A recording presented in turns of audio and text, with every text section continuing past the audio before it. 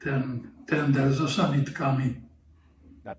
A jedno nechápem, že ten tender, samozrejme viem to len z týchto hádok a stláče zo všetkého, vyšlo, že bol v smysle zákona, v smysle noriem, ktoré určujú, ako tender má prebiehať. Ale hneď sa pustili, keď videli, že v rámci normy to prešlo, nakoniec v rámci normy, ktorá bola prijatá dávno predtým. Ale obuli sa do ministra, že nekomunikoval. Ja si myslím, že po dlhej dobe je tu minister, ktorý urobil veľmi veľa prvých krokov preto, aby zdravotníctvo sa dostalo do takých normálnych kolají.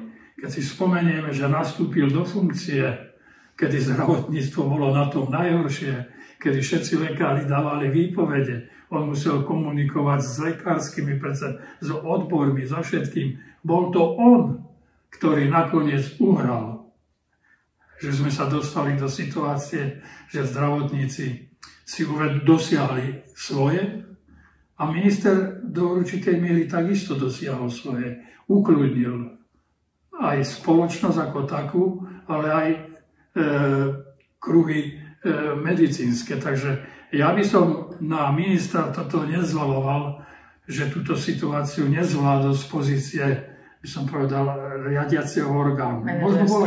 Možno bola chyba v tom, že viac dôveroval, ako mal tým, ktorí pripravovali tento tender na sanitky.